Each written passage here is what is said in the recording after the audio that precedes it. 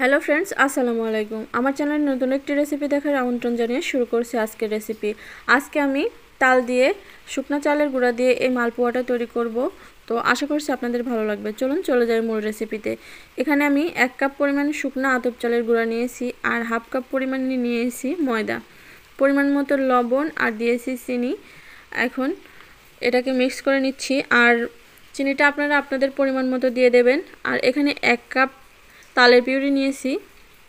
তালের পিউরিটাও যদি আপনারা বাড়িয়ে বা কমিয়ে নিতে চান তাহলেও সমস্যা নেই। এখন এটাকে একটু মিশিয়ে নিয়ে হাতে যাতে সয় সেরকম গরম পানি ইউজ করতে হবে। এখানে একেবারে বেশি গরম না, আবার একেবারে বেশি ঠান্ডাও না, হাতে সইবে এমন গরম পানি নিয়ে তালের এই গোলাটা তৈরি করে নিতে হবে। আর একটু সময় নিয়ে এই তালের গোলাটা তৈরি করবেন। আর তালের গোলাটা তৈরি করার 1 থেকে 1.5 ঘন্টা পর্যন্ত যদি আপনি রেস্টে রেখে দেন তাহলে এই পিঠাটা কিন্তু একদম পারফেক্ট হবে। তো আজকে আমার হাতে একটু সময় কম, তাই আমি এটা রেস্টে রেখে দিচ্ছি না, সাথে সাথেই তৈরি করব। আর এই পানির পরিমাণটা আমি বললাম না, কারণ শুকনা চালের গুঁড়া হিসেবে পানি কম বা বেশি লাগতে পারে, সেজন্য আপনারা কনসিস্টেন্সিটা বুঝে পানি অ্যাড করবেন। এই যে দেখুন এরকম কনসিস্টেন্সিটা হয়েছে, আপনারাও এরকম রাখবেন। তো চলুন চলে যাই এটা ভাজতে। কড়াইতে পর্যাপ্ত পরিমাণে তেল দিয়েছি আর তেলটা যখন খুব ভালোভাবে গরম হয়ে গেছে তখনই তালের গোলাটা এর মধ্যে দিয়ে দিছি। আর দেখুন তালের গোলাটা দেওয়ার সাথে সাথেই কিন্তু পিঠাটা একদম পারফেক্টভাবে ফুলে গেছে। এটা আমার প্রথম পিঠা, তবুও মাশাআল্লাহ অনেক সুন্দর হয়েছে। আর আমি আজকে 2টা পদ্ধতিতে তালের এই মালপোয়াটা বানিয়ে দেখাবো।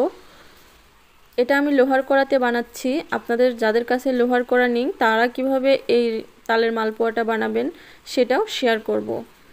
তো দেখতেই পারছেন আমার সবগুলো পিঠা কিন্তু মাশাআল্লাহ অনেক সুন্দর হয়েছে। আর এই যে দেখুন একটা ফ্রাই প্যান নিয়েছি আর তার মধ্যে ছোট্ট একটা প্লেট বা বাটি, আপনাদের কাছে যেটা থাকবে সেটাই বসিয়ে দেবেন। আর এটা যখন খুব ভালোভাবে গরম হয়ে যাবে তখনই তালের গোলাটা এর মধ্যে ঢেলে দেবেন। এভাবে বানালে প্রত্যেকটা পিঠা একদম পারফেক্ট হয় আর সাইজ ঠিক একরকম হয়। আর দেখতেই পারছেন এটা কিন্তু ফুলে যাচ্ছে। অনেকেই ফ্রাই প্যানে মালপোয়া বানাতে গেলে মালপোয়াটা হয় না, ছড়িয়ে যায়। সেক্ষেত্রে আপনারা এই পদ্ধতিতে চেষ্টা করে দেখতে পারেন। তো এভাবে করেই সবগুলো মালপোয়া আমি তৈরি করে নেব। আর মালপোয়াগুলো কতটা পারফেক্ট হয়েছে সেটা তো আপনারা দেখে নিশ্চয় বুঝতে পারছেন।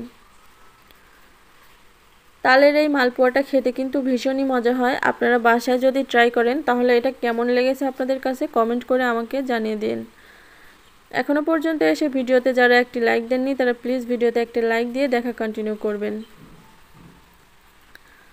আজকের এই সহজ সিম্পল রেসিপিটা যদি আপনাদের কাছে ভালো লেগে থাকে অবশ্যই লাইক, কমেন্ট এবং শেয়ার করে দেবেন। আর আমার চ্যানেলটা সাবস্ক্রাইব করে পাশে থাকা বেল বাটনটি অন করে দেবেন। তাহলে পরবর্তীতে যখনই কোনো নিত্য নতুন রেসিপি আপলোড করব নোটিফিকেশন আপনাদের কাছে খুব তাড়াতাড়ি পৌঁছে যাবে। আর যদি এই ভিডিওটা ফেসবুক পেজ থেকে দেখে থাকেন তাহলে পেজটাকে ফলো দিয়ে রাখবেন। তো দেখতে পাচ্ছেন আমি এভাবে সবগুলো মালপোয়া বানিয়ে নেব। এই যে দেখুন আমার মালপোয়াগুলো একদম রেডি। আমি একটি ছিঁড়ে দেখিয়ে দিচ্ছি এটা কতটা পারফেক্ট হয়েছে। দেখুন এর মধ্যে কিন্তু একটু আটা বা কোনো কাঁচা কিছু নেই, একদম পারফেক্ট হয়েছে। আপনারা বাসায় একদিন আমার রেসিপি ফলো করে বানিয়ে দেখবেন। তো সবাই ভালো থাকবেন, আল্লাহ হাফেজ।